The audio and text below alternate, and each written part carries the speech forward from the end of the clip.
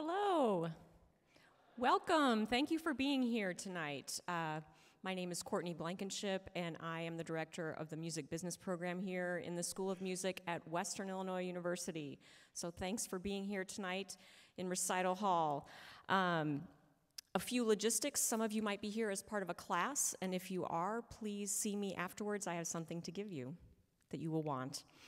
And also, I want to thank some sponsors tonight. We have special sponsors, the Small Business Development Center here at Western Illinois University, and the director, Jim Boyd, is a sponsor for tonight's event. Also, Hampton Inn of Macomb. And last but not least, Western Illinois University's Music Business Association is also a sponsor of tonight's event. And speaking of Music Business Association, we have the president, Tucker Lee, of MBA, who's going to be our interviewer tonight, and he is a marketing and music business student. But without further ado, oh, and I have one more thank you, a specific thank you to Phil Weiss and Terry Solomonson for making live streaming and recording happening tonight. Thank you. Round of applause for them. Thank you. So now it's my pleasure to introduce our special guest. The title of tonight's talk is Becoming a Disruptor in Business. And Jeff McClusky has experienced this firsthand in his surviving and thriving within the music business industry. His company, Jeff McClusky Associates, or also known as JMA, has been the leading independent radio promotion entity in the US for the last 30 years. They have not only represented or represent every major recording artist that has a radio promotional campaign targeted to formats including top 40, adult contemporary, rhythm crossover, and rock. Additionally, and of equal importance, are the independent labels and artists that JMA has advised in their radio and music exposure and licensing efforts, while maintaining excellent relations with indie labels as well as international labels, managers, and publishers. They have all the while provided effective, efficient, and price-sensitive campaigns. So please join me in welcoming Mr. McClusky and Tucker Lee.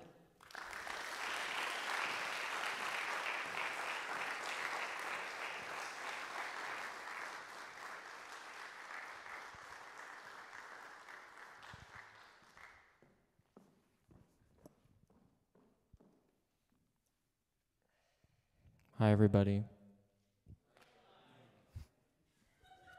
This is casual, relax. Hey, Jeff, thank you so much for coming out. Thank you very much. Is it? Thank you for having me. Shouldn't I know how to use a microphone 35 years later? Embarrass myself. How does these work?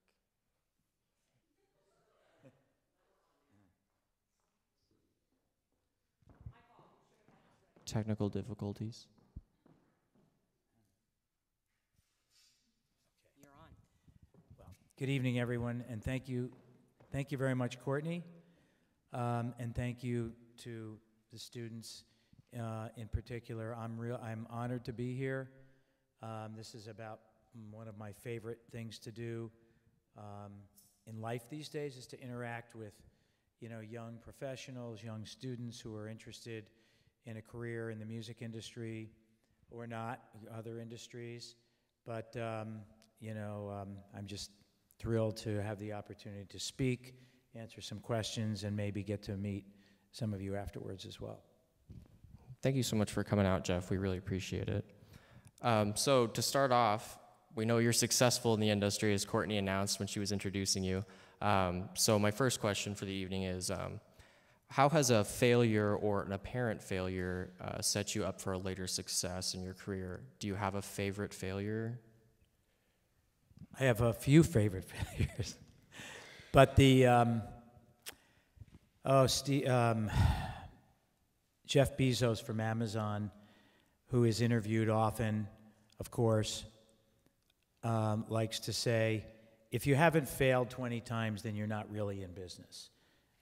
So there's something to the idea of continuing to try and making mistakes and using mistakes as the building blocks for what will come later.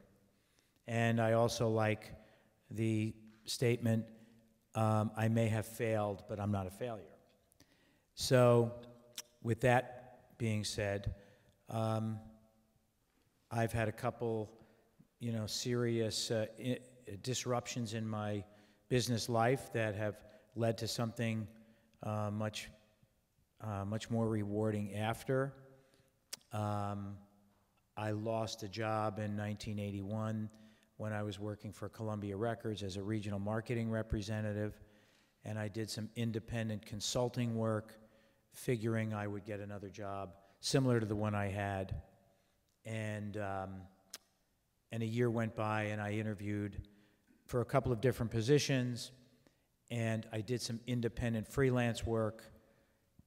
About 9 months into it, when I realized I'm not getting these jobs I'm applying for, and I kind of like what I'm doing on my own. I do have entrepreneurial blood, and I've had started small businesses in the past. So I decided to go into my own business. So a year after doing freelance work and saying I was in my own business, when I was really hoping not to be, I ultimately did start my own business in January of 1982. So it was that failure, that failed time, that led me to have the courage maybe to start something that I probably would not have done on my own. I had what they call the gift of desperation.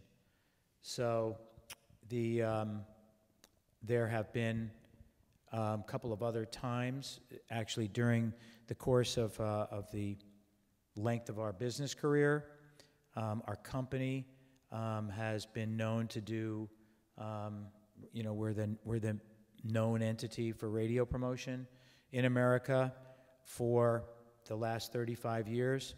We've had enormous success working with artist managers, all the major record companies, almost any artist you could think of, from Drake to Chance to Celine Dion to Bono to Dave Grohl to Warpaint to Chance the Rapper, and just an incredible group of artists and record companies and executives that I get to wake up in the morning and say, I can't believe I got to do this. So that's something else that I'm really, I'm thrilled that I've had that chance to do that. But the business has been disrupted significantly a couple of times in my career, in my business career, having my own business.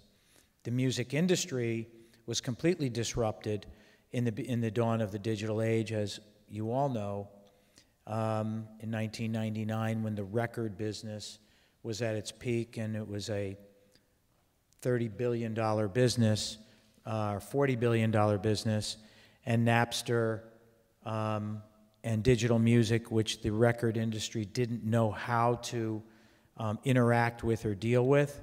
And 4 years later, the record business had collapsed.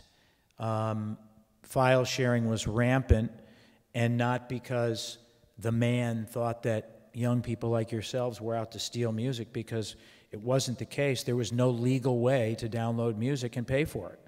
And it took Steve Jobs to actually almost announce to the record industry that okay, I'll save you.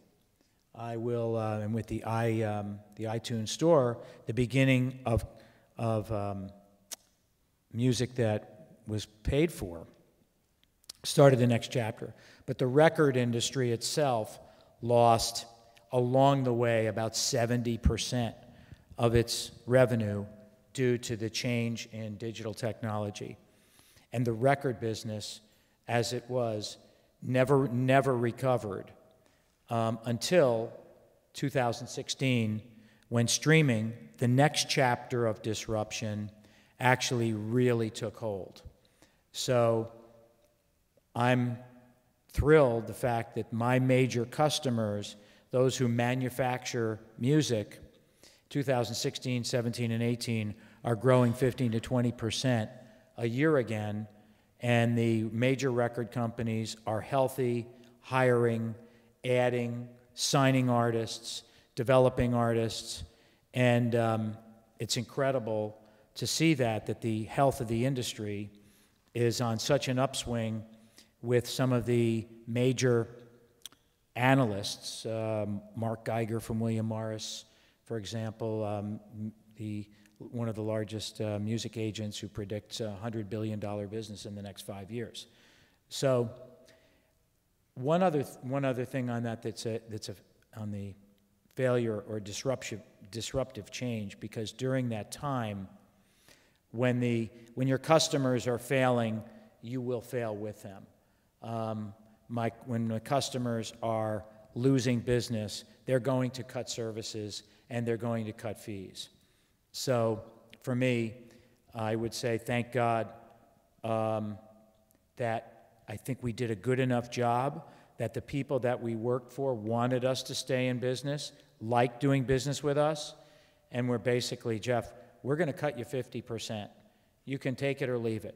We hope you take it because when we restore health, our budgets will get bigger, and we want to be in business with you. So I chose that path. But another thing quickly on the other side of the music business, I would say, people would ask me during those terribly challenging 2006 through 15 years, oh my gosh, the music business, it's terrible. The music business was never terrible. Even in the decline of the recorded music business, saw the extreme growth of the live music business. So artists that might sell millions of records and tour to support their record sales had to flip the model.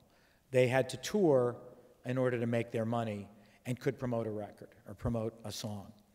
And so as you can see, the live music business, from the appetite of people your age for music festivals to club attendance to ticket purchases, last year in the global ecosystem of the music industry, Live Nation, for example, did $24 billion in revenue, which was more than Sony and Universal combined.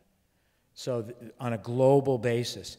And in the global revenue for live music and ticket sales and festival ticket sales, the hardest part is probably the largest part, which is club attendance. Those numbers are difficult to quantify because they're not actual, ticket purchases that are calculated by Ticketmaster and AEG and Live Nation, et cetera. Last piece on failure. The industry that I'm in, or the microcosm of the industry that we're in, radio promotion, has had different investigations attached to it a few times in my career. So we've seen investigations into the practices of music promotion, payola investigations, and other improprieties around different areas of the music industry. And when that happens, it disrupts and challenges an entire system. So we lost there were 2 different times while I've been in business where that's happened in my area of the industry. And when that happens, radio stations or music service companies stop or slow down communication with third parties like ours. Record companies cut back on services. There's government inquiries, and I've seen it happen a couple of times. And it's very unpleasant, and you lose business. And when it happened, the last time it happened was in the mid-2000s. We lost 75% of our business.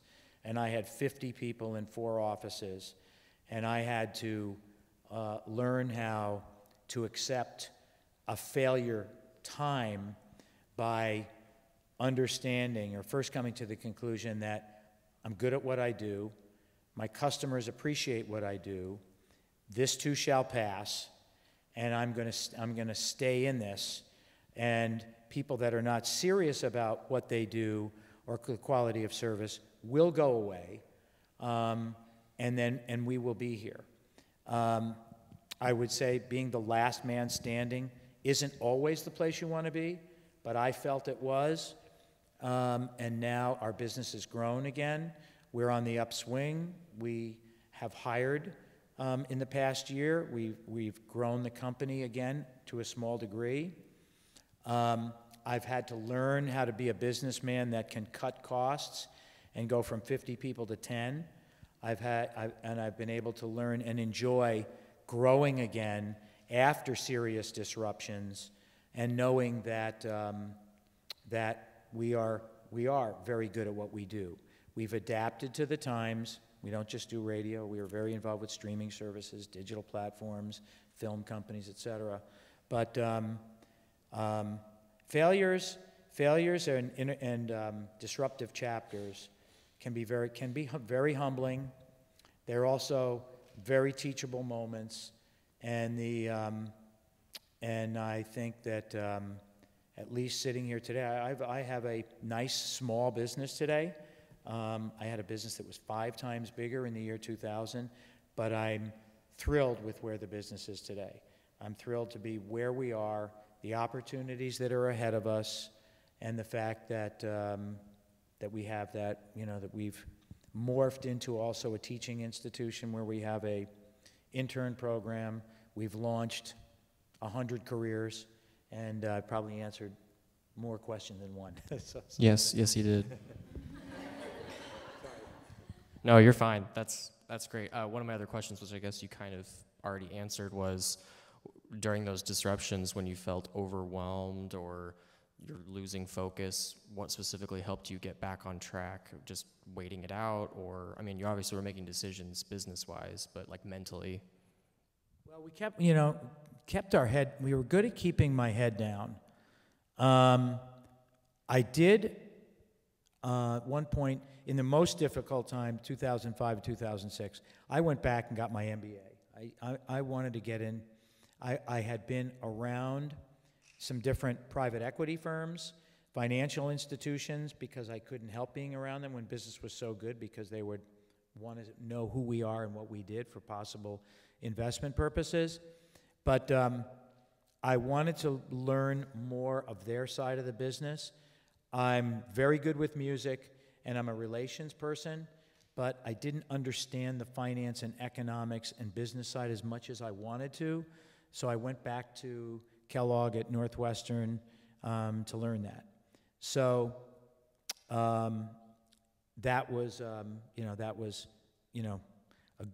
good thing, of course. So expanding horizons, yet understanding, what was core, and that the core was going to be, the core was to be strong, even at whatever size, and that if the core was strong, I could always add on other things as I had once before. Okay, that's awesome. I was going to say, now that you have overcome all those obstacles, what would you say is the thing you're most proud of right now about your company? I mean, as far as what you do specifically, is there something you can narrow in on that you just love about it? I think it's launching young people like yourselves. We've had an intern program for 20 years. We were able to help my older daughter, Lauren, who is runs a Special Olympics benefit concert called Nelaruski that she does with the C3 Lollapalooza executives every year in Chicago, which is just a great thing for her. And she was an intern in our office. And I actually started an intern program to give her and her friends something to do with some structure that turned into a successful venture. So that was, in a way, by accident. And we realized that we could be good at mentoring young people. So it's become a program. I have a full-time program administrator, Zane Waxman, who went to Northwestern, who's excellent with the administrative side of teaching and working, working hands-on work experience.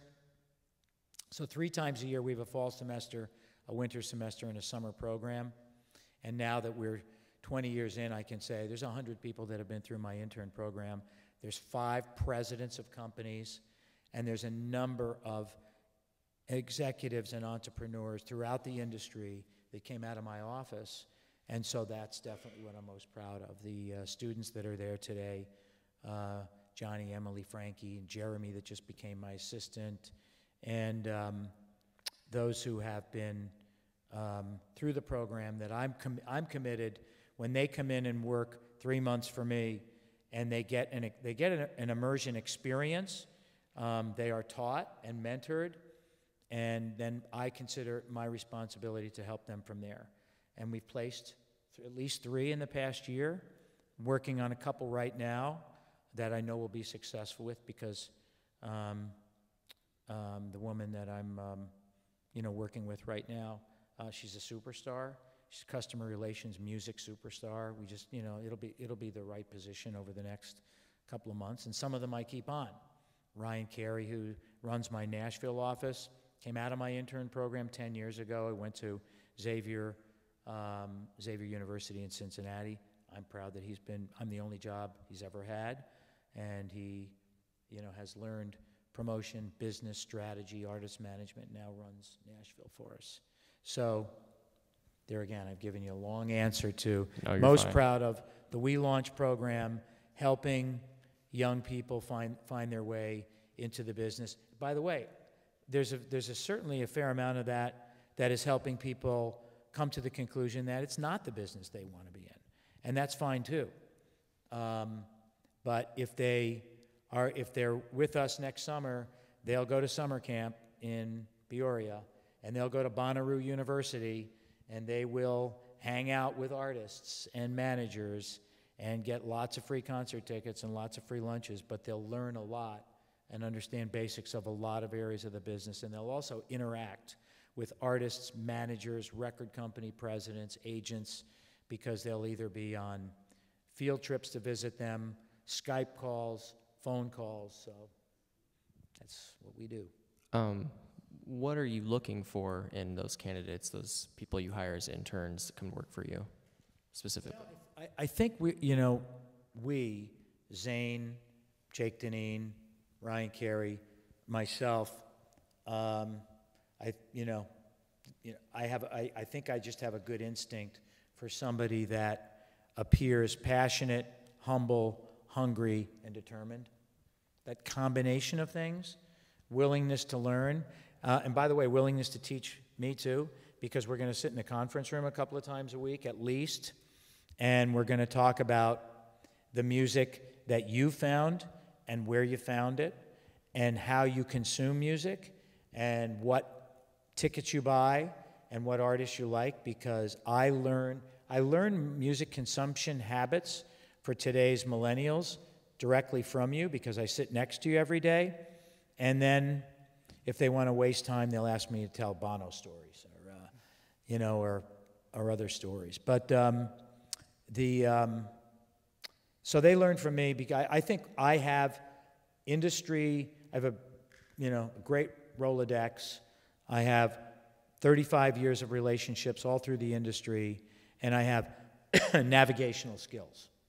So that's what I bring to the table: knowledge, background, navigational skills, and when you bring, a digital awareness that I have to learn every day, but a knowledge of music and an interest in music and artists that you're finding in ways that I'm not, I want to know about that. And then, of course, if your interests happen to be management, promotion, exposure, marketing, and exposure is what I call, the modern day version of radio promotion. My business was about getting songs on the radio, getting songs into streaming services, radio stations, film companies. That's the new version, just called the maximum exposure business rather than the radio promotion business. Finding getting music into the platforms that have audience. That's really it. So what would you say the core values are of your company, and how do you motivate your employees to continue doing great things like they've done? The collaborative enthusiasm and interest in spending time together. I think that's great. Again, I go to the people that are there now.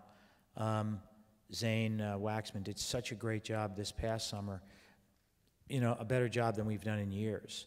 And I got to see how the staff, not just the interns, but the staff, including myself, it's like, I want to hang out with them at Bonnaroo. I mean, they're having so much fun together, and they're learning, and I mean, we had put this program together called Bonnaroo University, which was really, I mean, Zane and I worked on it, but Zane really spearheaded the entire platform, which we worked with a professor at Belmont who had a summer class in festivals.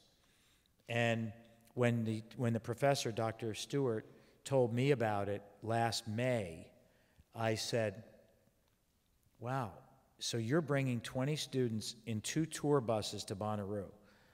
And did you say they get credit for that? And credit for being at Bonnaroo for 4 days? Well, yes, they have to interview a number of people that are at the festival. And I said, well, how about if these 20 students have to do 4 interviews a day, would you be interested if maybe I went to some of the managers, executives, festival owners, promoters, and asked if we could use the media tent twice a day and do these 1-hour seminars twice a day with different people who are in the hierarchy of the festivals? And Sarita Stewart was like, we'd love that.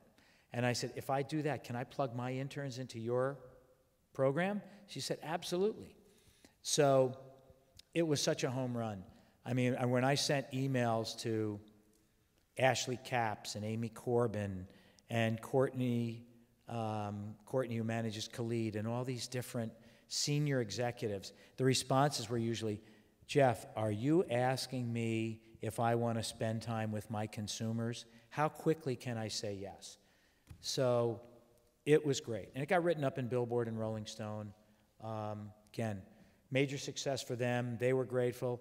Major success for me. I get to say, wow, we can do that again next summer, and who knows, maybe it'll be a Coachella University or a Lollapalooza University or something else, but we will definitely continue that one. So Jeff, to kind of switch gears a little bit, how would you describe a typical day at work for you? I mean, I know right now you're traveling a lot, but if you were back in the office or whatever, I know you communicate with a lot of industry professionals and maintain those relationships. Can you elaborate on that? The day-to-day for me is, I'm going to start early in the morning. I mean, I have my quiet time at home first that my wife starts off by having hers, and then I have mine. I take her to work, so I'm able to get centered in the day with a good prayer and meditation time, because that's really important for us and how we start our day. But I'm checking emails after that, and I'm checking certain industry blogs. I like a lot of information. So, and then I go work out after I drop her off. So I get to the office about 10.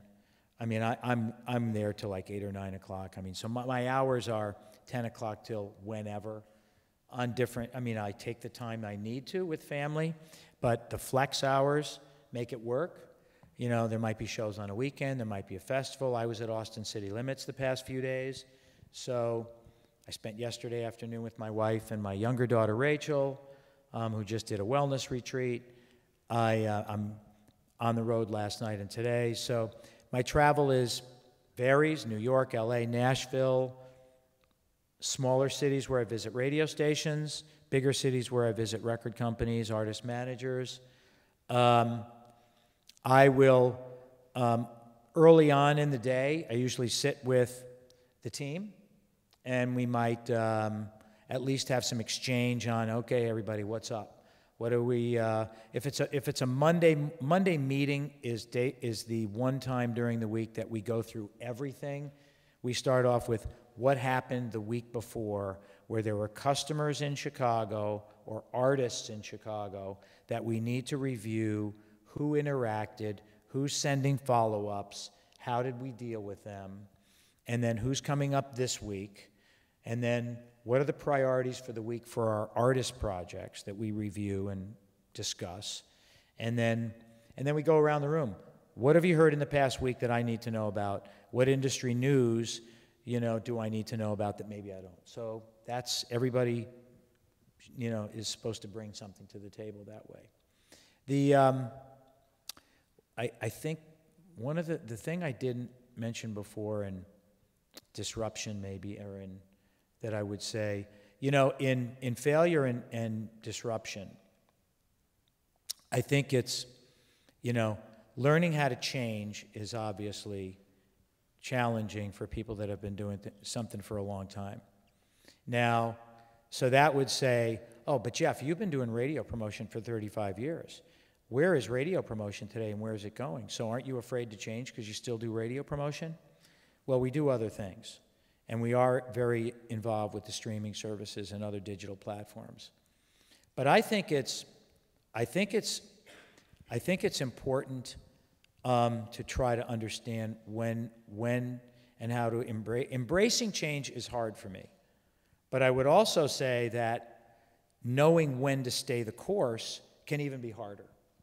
Knowing when the wave of information is, oh my gosh, nobody listens to the radio anymore. And I say, I don't think that's so. I don't believe necessarily in all the stats, and all the stats of what radio listening habits are today, and I know that terrestrial radio and millennials, and certainly even below millennials, there's a problem on the horizon, a major problem. And I think if I owned radio stations, maybe I would just try to create playlists called New Music Friday on the radio, and at least try to attract people, because I think from what I see with people your age, it's not about formats anymore. It's about great songs from cool artists that I like. And I want to hear Chance, and I want to hear Cage the Elephant, and one's not alternative and one's not hip-hop. They're just good songs that I want to hear. And so I think terrestrial radio companies, and even the record industry that puts out music in silos, still is grappling with that. But so staying the course, or still doing something that has an important role, is sometimes harder. And when I'm, again, sitting with young people that say, oh, nobody listens to the radio anymore, or what does it matter?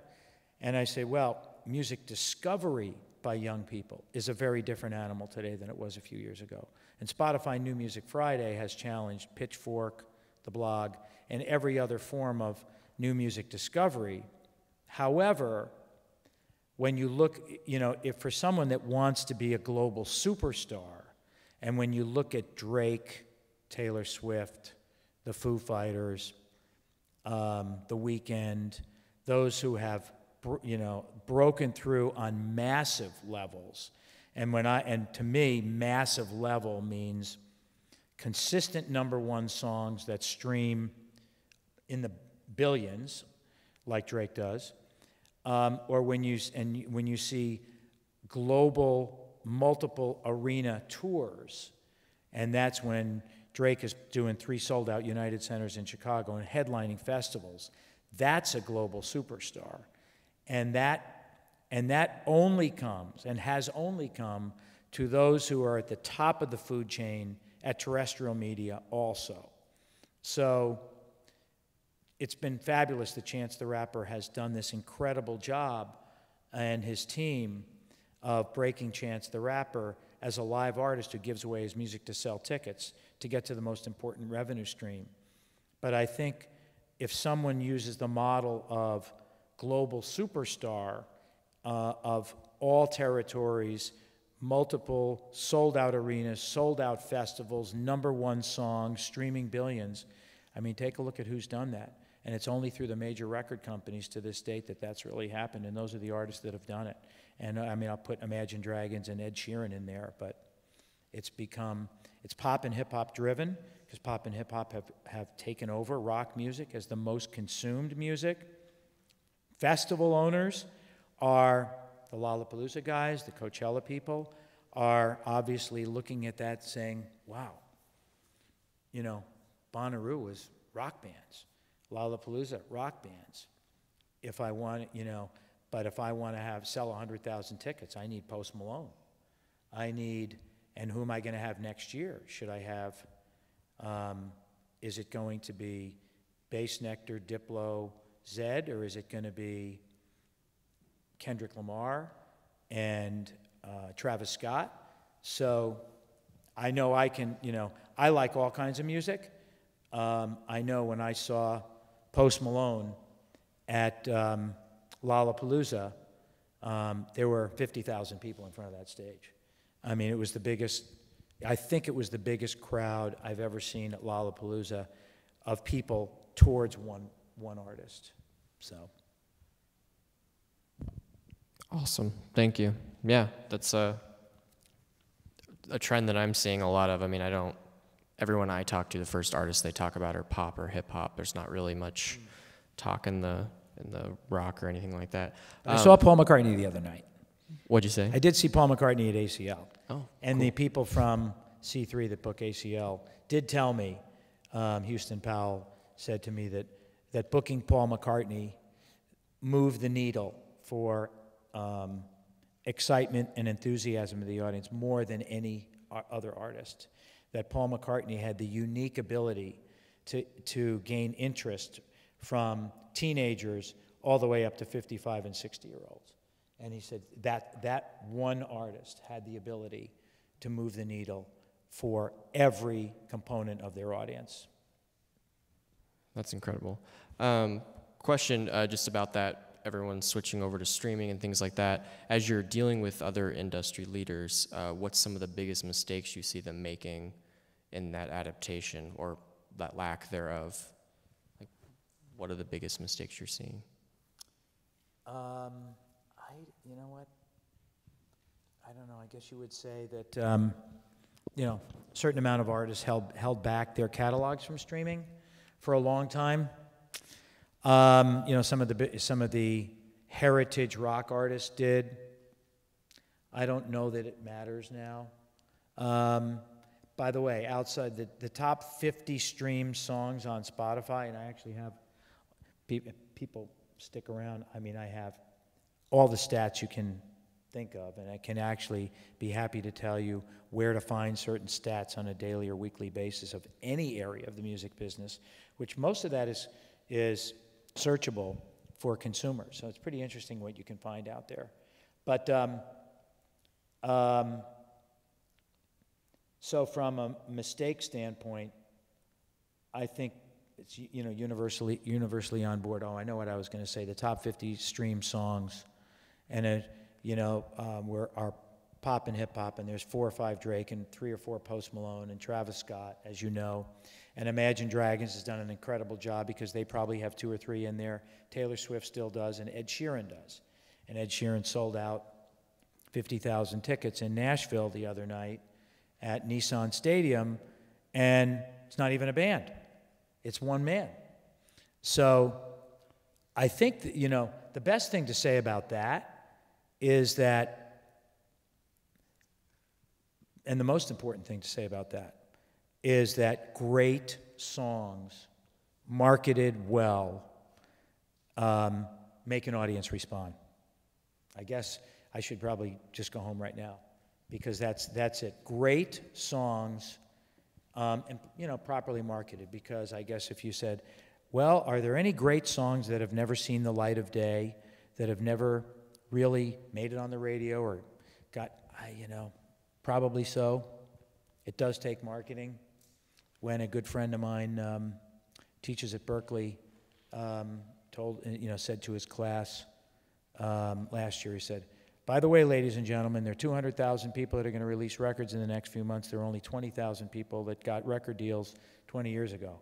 And so, ladies and gentlemen, what you need to remember is that just because you can make a record doesn't mean you should. And that was something. So it does say that marketing platforms, playing live, are more important than ever, because whatever you're doing, if you're making music, you're not alone.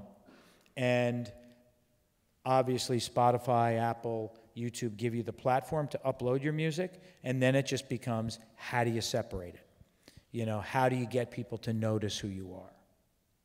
So it is, so that's it. The challenge will be in getting, finding those first million streams. And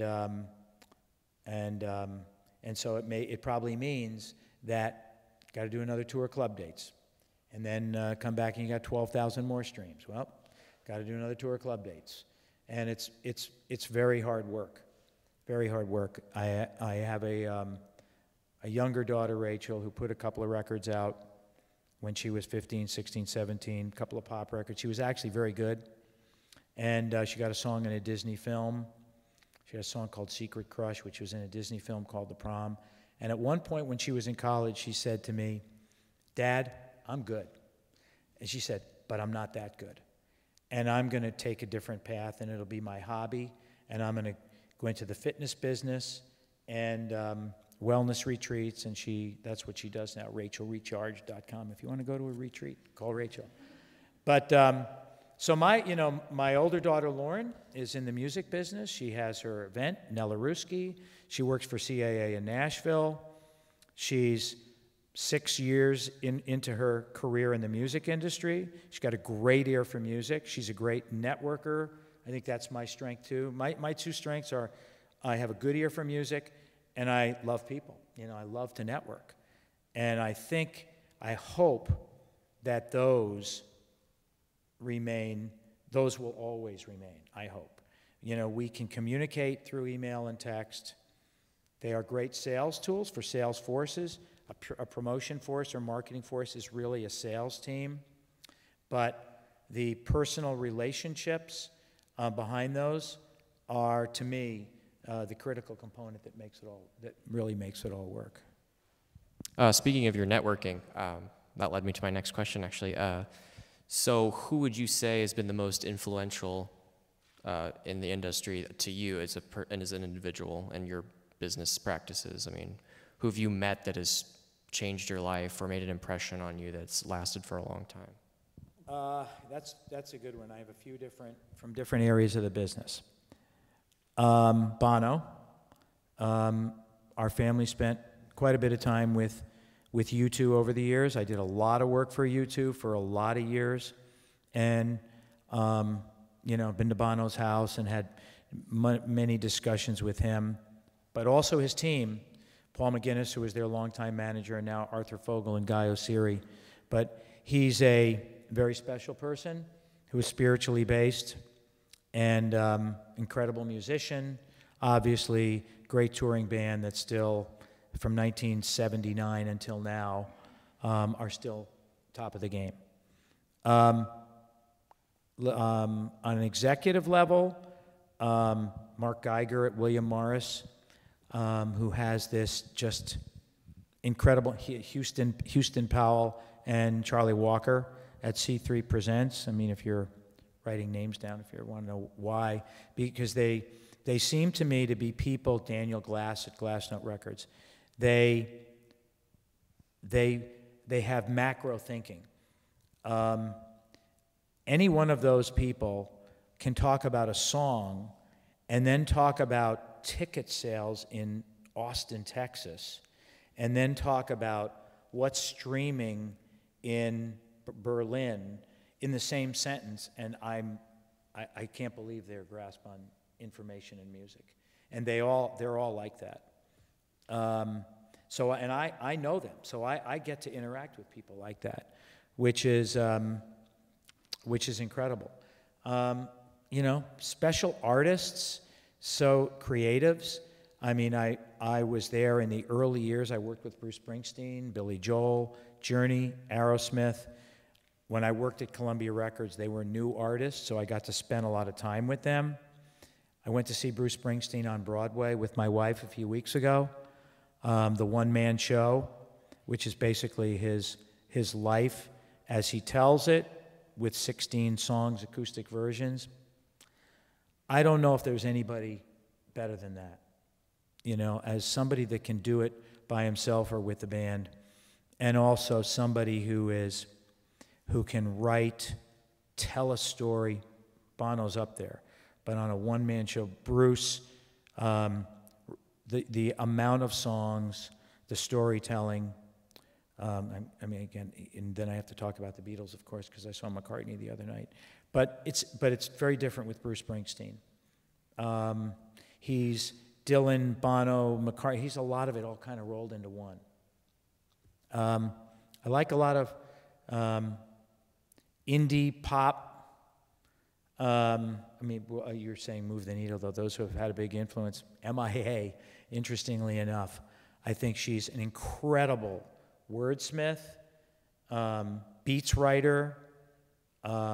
She's built an incredible following with a lot of controversy around her. She's really only had one major hit with Paper Planes, but you'd think she's so much bigger than that because she's headlines festivals and tours because of this incredible social media that she's had, but she's a great poet and writer. Clive Davis, who is still the chief creative officer at Sony Music, and the fact that he paid attention to me when we were growing our business, and I would talk to him when there was a new Whitney Houston record or a new Alicia Keys record, and I know that he liked my opinion because I would hear back from his staff that he'd read a letter from me in a company meeting or whatever. David Foster, also, who is one of the most successful songwriter-producers of all time.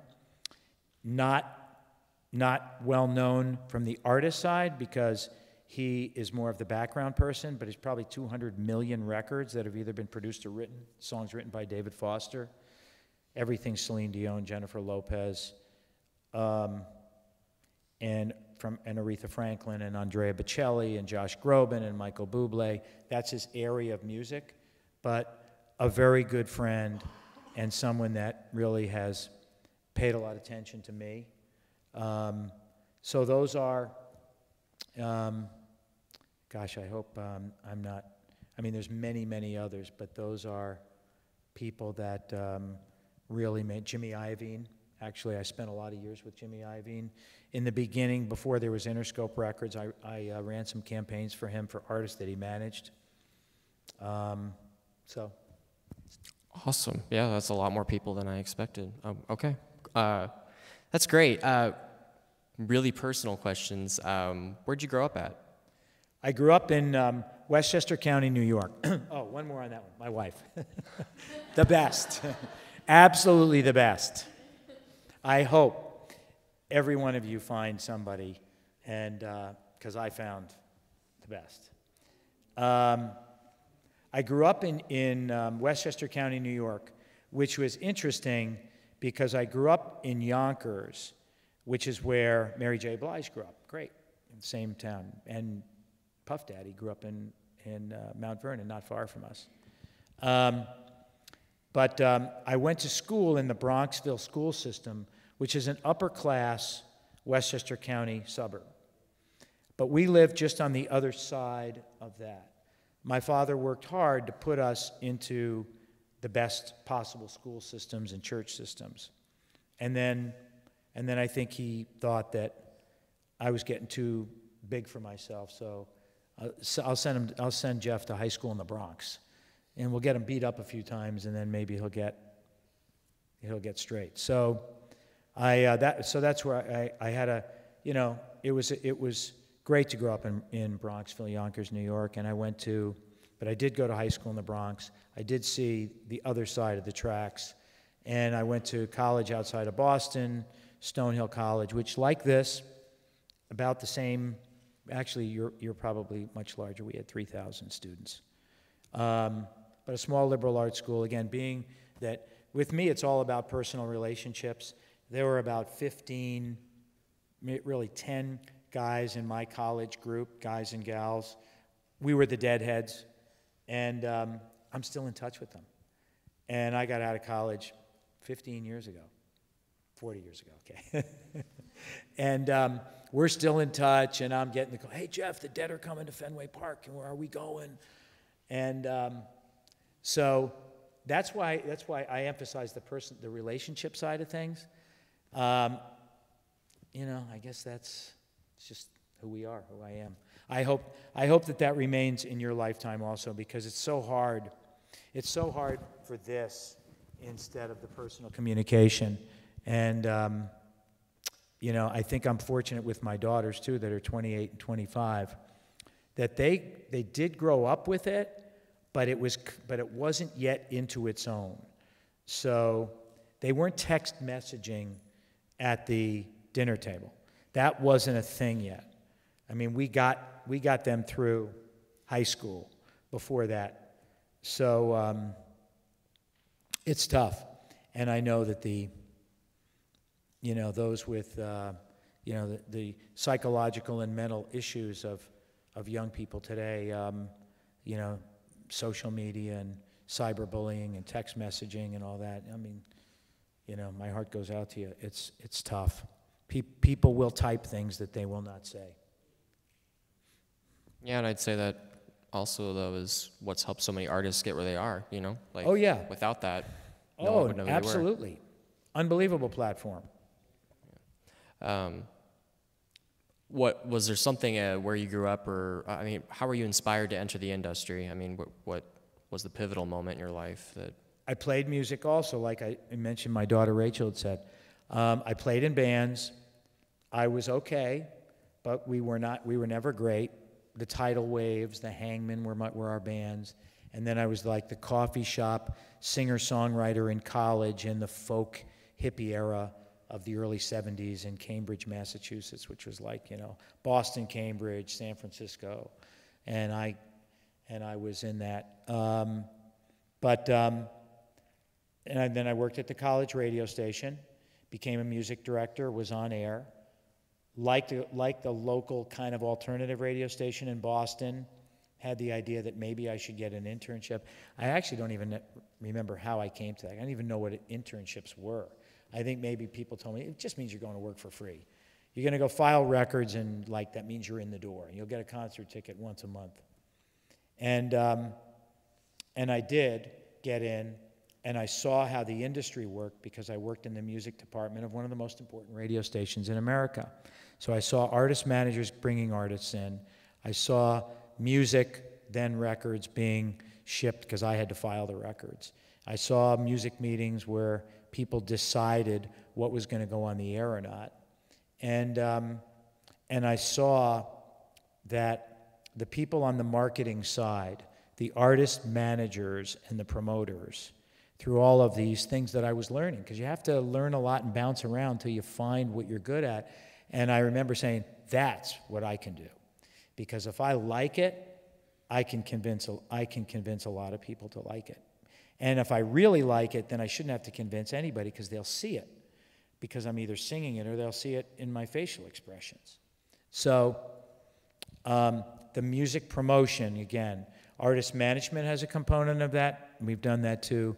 But I'm good at passing on the enthusiasm I have. And that's really kind of like the subdescription of sales and marketing. If you really like your product or your service, it's going to be evident in your behavior, and then it's easier to have others join in your club. Just to wrap things up a little bit, and then we'll open up to some questions from our audience. Just in general, what makes you the happiest? I mean, during the day, or what do you do that makes you happy? Well, I think, again, love a great song and hearing something new. But, again, back to the thing, I'm 65. I only have about 30 years left. And, my bank says I have to live to be 100. And, I just got to figure that out, our retirement planning. It's the family. At this age, it's working with others to help them find themselves, and it's really family. We have this incredible family. My wife and our two daughters. The four of us we're pals. And I mean, my older daughter, Lauren, how many times did we go back and forth today? She's seeing Bruno Mars tonight. She saw Ed Sheeran the other night. Hey, Dad, what about this? What do you think of that? Rachel, by the way, was in Chicago for a retreat weekend. She was going back today. She called me this afternoon to say, my car's not fixed. My wife was like, hope you had a good day. And so the four of us, we communicate a lot. But, so that's, I mean, that's the biggest driver for me, is that, you know, I think the four of us in my family, I think we're all proud of each other.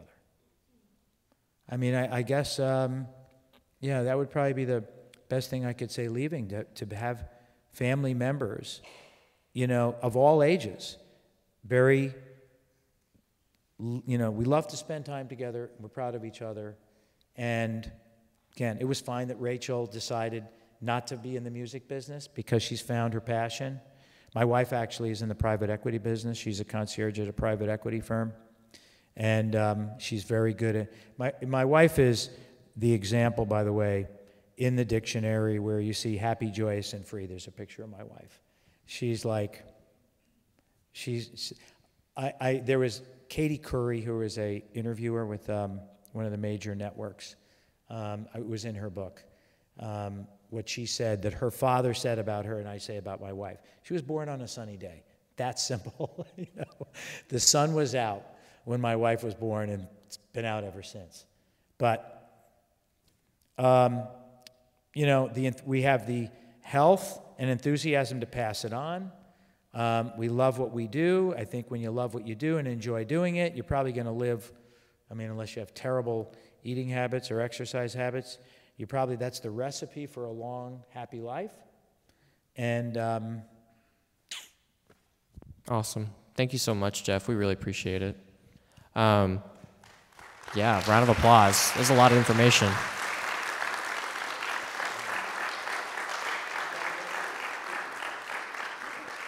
And thank you guys so much for coming out tonight. We really appreciate it. We hope you learned a lot. Is there anyone that has just a burning question that they want to ask Jeff?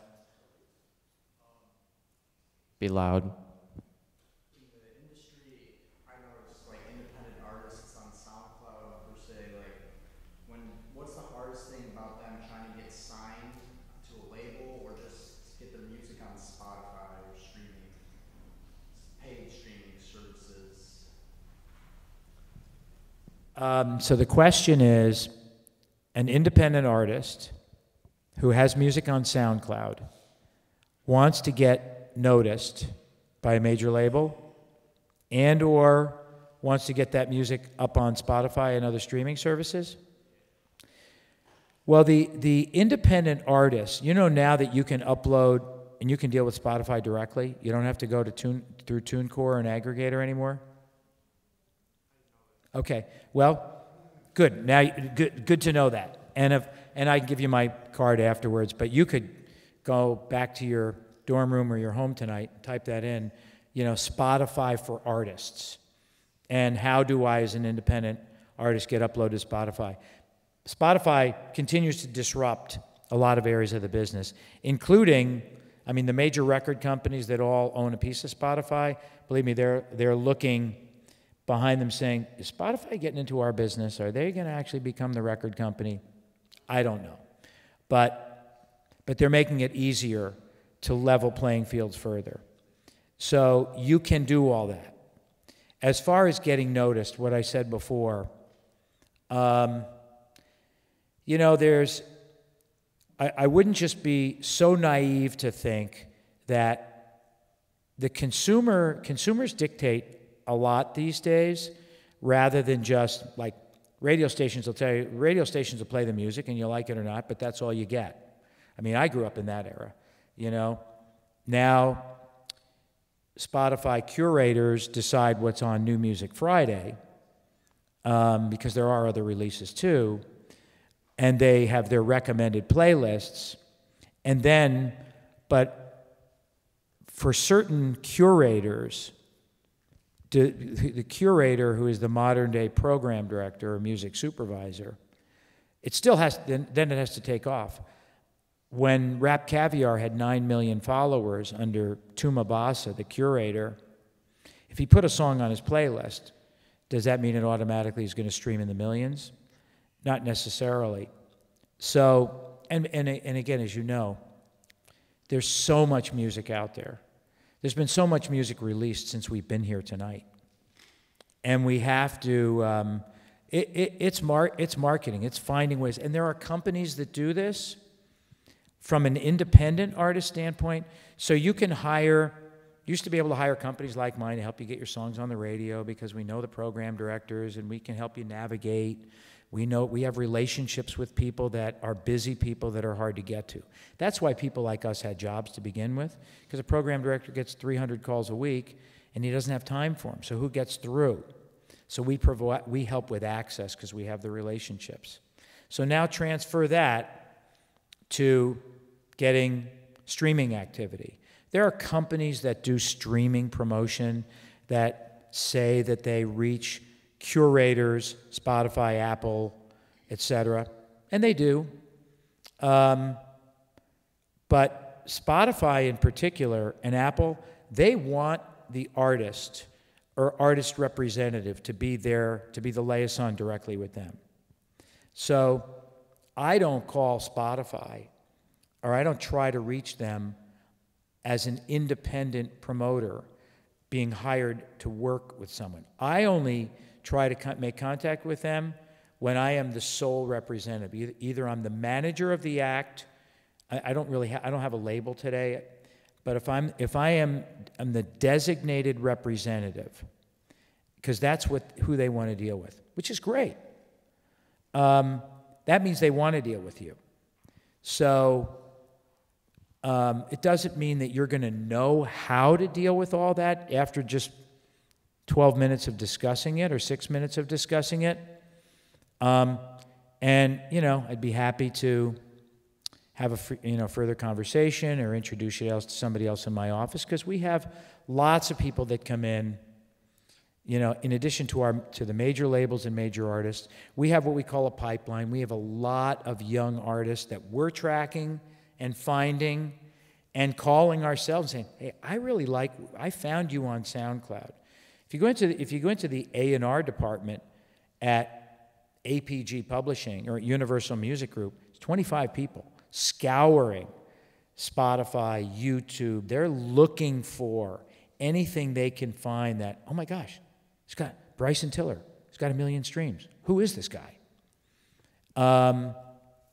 And so a lot of instant gratification in the business today, too. Things will come and go. That can be a danger in the business today, having a song that streams and takes off and having nothing else to back it up. There's always something to thwart what can be like the golden next chapter. But anyway, do you follow what I'm saying? To be honest with you, for me personally, I'm not a SoundCloud guy. I mean, yes, I get SoundCloud links. Yes, I know what it is, but it's not a go-to place for me. I actually, for music consumption and discovering new music, for me, I'm a Spotify guy because I'm still early on as far as, my digital, how I maneuver. And then the next chain up from that, the next, I read Pitchfork and I read NME. I love NME still in the UK. And I really like XMU, Sirius XMU, for an because that's my music personally. Indie alternative I listen to that more than anything else, and so they're my curator, so to speak. So I'll find it on Spotify. People will find it in the office, and other people in the office use SoundCloud. We actually had an artist, Nina Herzog. I'll throw some names out to you. Maybe any of you can listen to some of the artists that we are discussing programs with that we don't necessarily know if we're going to take on yet. We debate that in the office because we want to make sure that we're representing people that we think we can really do a job for too.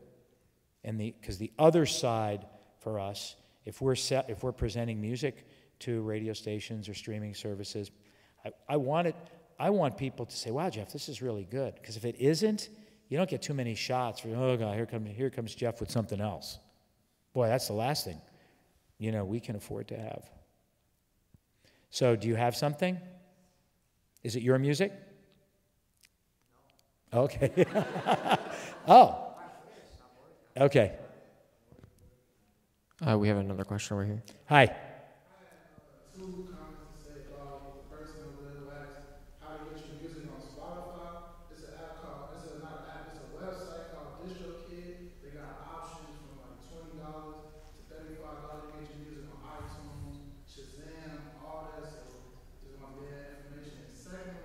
Great, thank you very much. That's very helpful. Like, look how quick that is. And that's the reminder. That's all of them: Twitter, Shazam, Apple, Deezer, YouTube, Spotify.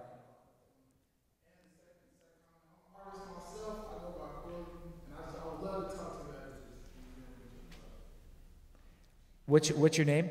Lorde, that's my artist name. What is the artist name? Lorde, C-O-R-L-I-E. Okay. And what's the genre? Genre's hip-hop, right? It's like more the, I can do everything, I can do old wave, new wave, everything. I'm versatile. So how long you been doing it? I've been doing this since, it's been like 3 years. 3 years? How much, and you write your own music? You write all your own beats? You got producers, but you write your own lyrics. Got a publishing company? Got a rights society? Oh, so you're in with ASCAP. Okay. I mean, that's what I asked, because that's important, obviously.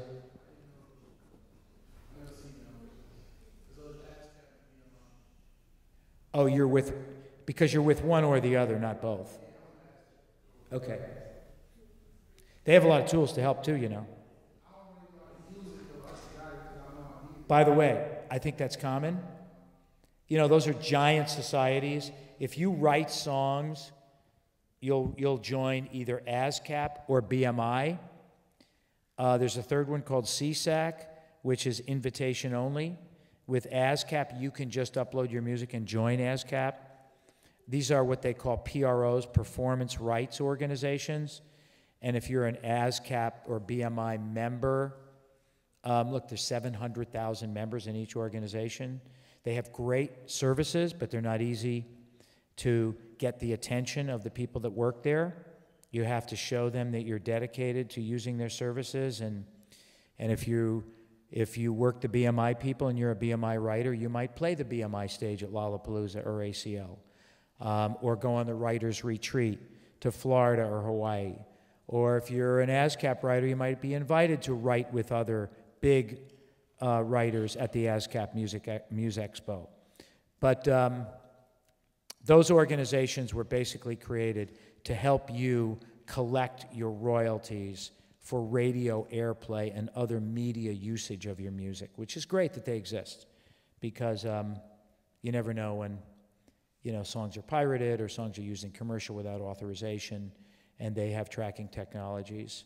And again, I'll go back to, my daughter, one song in one small indie film, still get royalty checks from BMI every time that film is shown, the song placement.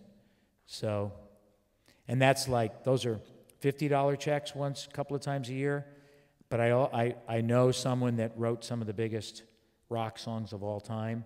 So I know what those checks look like too. So if you're thinking about being a songwriter, you're a creative poet, definitely do it. Because you're behind the scenes. You don't have to worry about getting recognized where you don't want to be. You'll make royalties for the rest of your life, like my friend who wrote Eye of the Tiger. Yeah. Whoa. I know. I was at his house a couple of weeks ago. I was like, really? That's awesome. Hey, Jeff, we're going to wrap it up. Okay. Thank you guys so much for coming. We really appreciate it. I hope you learned a lot. And thank you, Jeff. We really appreciate you coming out.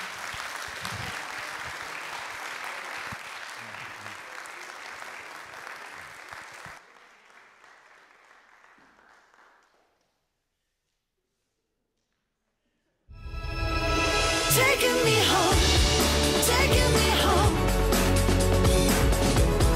Here, I engineer the future. Taking me home, bring me back. Here, I have countless opportunities. Taking me home, bring me back. Here, I do research. Right here at Western.